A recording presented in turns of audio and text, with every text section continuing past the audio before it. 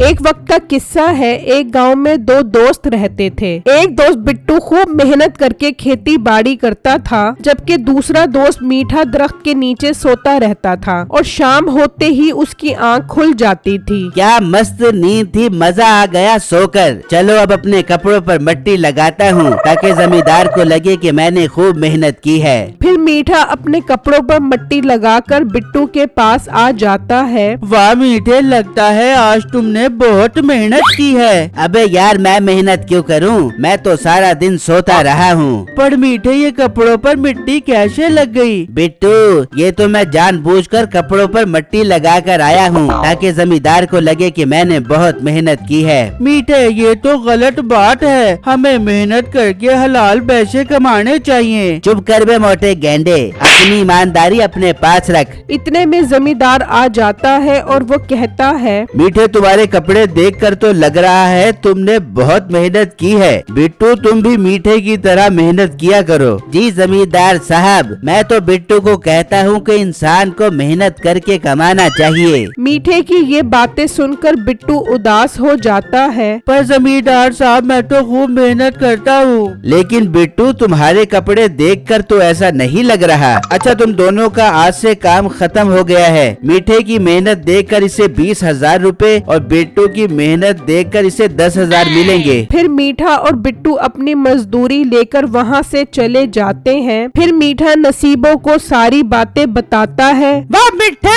तेरी चालाकियों का भी कोई जवाब नहीं। मुझे लगता है तू एक दिन बहुत बड़ा कारोबारी बनेगा। बस बेगम, मैंने अपनी अक्लमंदी पर कभी गरूर नहीं किया। ये हुनर मुझे पैदाइशी मिला है। मीठे, मैं भी तो तेरा ये हुनर देखकर तुझ पे फिदा हो गई थी, तभी तो मैंने तुझसे शादी की है। बेगम, तू बस अल्लाह का शुक्र अदा किया कर कि तू बहुत खुश नसीब है जो तुझे मेरे जैसा शौहर मिला है। और दूसरी तरफ बिट्टू एक सब्जी वाली दुकान पर आ जाता है। भाई, फूल गोभी कैसे दे रहे हो? भाई, फूल गोभी आपको 200 रूपए किलो मिलेगी। इतनी महंगी फूल गोभी, थोड़ा रेट कम करो भाई। हम जैसे गरीब लोग गोश्त तो खा नहीं सकते, तो क्या अब आप हमसे सब्जी खाने का हक भी छीन लोगे? ठीक है, ज्यादा परेशान मत हो, आप 180 रूपए किलो ले लो। भाई, 1 किलो फूल गोभी और आधा किलो आलू दे दो। अच्छा भाई, अभी देता हूँ। फिर बिट्टू सब्जी लेकर वहाँ से चला जाता है और घर आ जाता है तो उसकी बीवी कहती है, ये क्या बिट्टू, आज तो आपको सभी दौर से पैसे मिले थे, आज तो आप गोश्त लेकर आते। फिर बिट्टू अपनी बेगम को सारी बातें बताता है। ये सुनकर उसकी बीवी हैरान हो जाती है। बिट्टू, ये तो मीठे भाई की गलत बात है। मेहनत आपकी है और ज्यादा पैसे मीठे भाई ले गए। आप एक काम करते, जमींदार साहब को सब कुछ सच सच बता देते। नहीं बेगम, मैं ऐसा नहीं कर सकता। मीठा आखिर मेरा दोस्त है, हो सकता है वक्त के साथ उसे अकल आ जाए। बिट्टू, आप फिर एक काम करो, आप मीठे भाई के पास जाओ और उन्हें समझाओ कि गलत काम करने से बाज आ जाएं। ऐसा ना हो कि गलत काम करने की वजह से वो कोई बड़ी मुसीबत में फंस जाए। हाँ बेगम, तुम ठीक कह रही हो, मैं मीठे से बात करता हूँ। ऐसा ना हो मेरा दोस्त किसी बड़ी मुसीबत में फंस जाए। फिर बिट्टू घर से निकलता है और मीठे के पास आ जाता है। सुनाओ बिट्टू, कैसे आना हुआ यहाँ? यार मीठे, देख, तूने जो जमींदार के साथ किया है वो ठीक नहीं किया। बिट्टू, तू मुझे ना बता कि मेरे लिए क्या ठीक है क्या गलत। मैं एक ज़हीन इंसान हूँ, मुझे पता है कि क्या करना है। पर मीठे, मेरी बात तो सुन। बिट्टू, तू इन बातों को दफा कर, चल हम चाय पीने चलते हैं। फिर वो दोनों चाय पीने जा रहे होते हैं तो रास्ते में एक बुजुर्ग आंखें बंद करके कोई अमल कर रहा होता है। देख बिट्टू, इस बूढ़े को देखकर ऐसा लग रहा है जैसे ये इस दुनिया फानी से कूच कर गया है।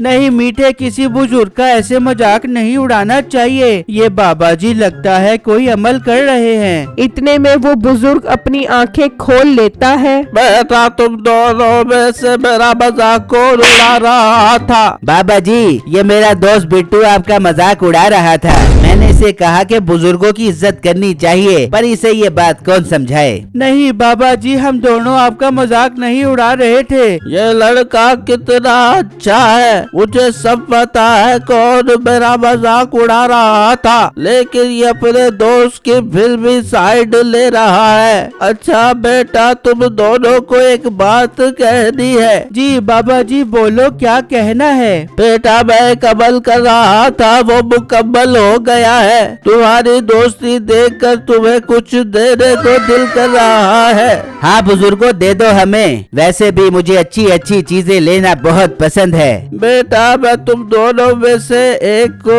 एक दरख्त दूंगा जिस पर रोज पैसे उगेंगे, और एक को बहुत सारा सोना और पैसा दूंगा। अब ये बताओ, तुम दोनों में से किसको क्या चाहिए? बाबा जी, मुझे आप बहुत सारा सोना और पैसा दे दो।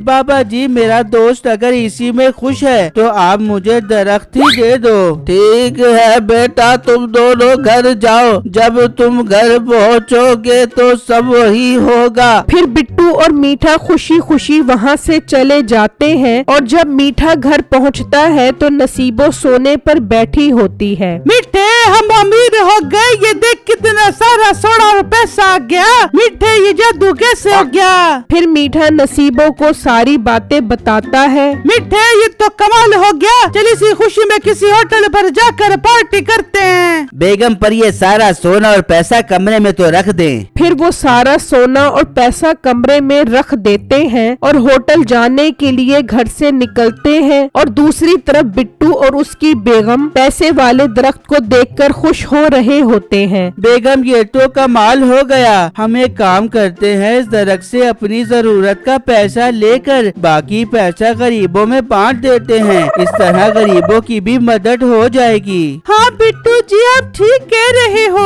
वैसे तो इस दरख्त पर रोज ही पैसे उगेंगे। फिर वो गरीबों में कुछ पैसे बांट देते हैं, जबकि दूसरी तरफ मीठा और नसीबो होटल पर बैठे होते हैं। मीठे, हमारे पास इतना सोना और पैसा आ गया है, अब हमें गाड़ी और बंगला लेना चाहिए। वो दोनों बातें कर रहे होते हैं तो उनके पीछे चोर बैठे सारी बातें सुन रहे होते हैं। चलो दोस्तों, मोटा काम हाथ लग गया है, अब इनके घर का सफाया करते हैं। फिर वो चोर वहाँ से निकलते हैं और मीठे के घर से सारा सोना और पैसा गाड़ी में डालकर ले जाते हैं। और जब मीठा और नसीबो घर पहुँचते हैं तो देखकर हैरान रह जाते हैं कि कमरे का दरवाजा टूटा हुआ होता है और सब कुछ गायब होता है। हाय मीठे, हम लुट गए, हम बर्बाद हो गए। नसीबो जोर जोर से चीख रही होती है तो उसकी आवाज सुनकर बिट्टू वहाँ आ जाता है। देख बिट्टू, हम लुट गए, हम बर्बाद हो गए, हमारे पास सब कुछ खत्म हो गया, अब हम क्या करेंगे?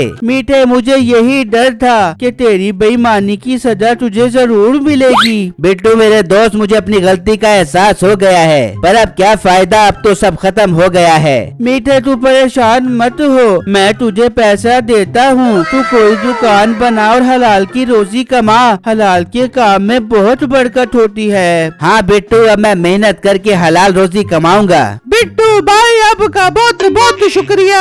फिर मीठा बिट्टू से पैसे लेकर परचून की दुकान बना लेता है। अच्छे दोस्त बहुत बड़ी नेमत है, ऐसे दोस्तों की कदर करें। शुक्रिया।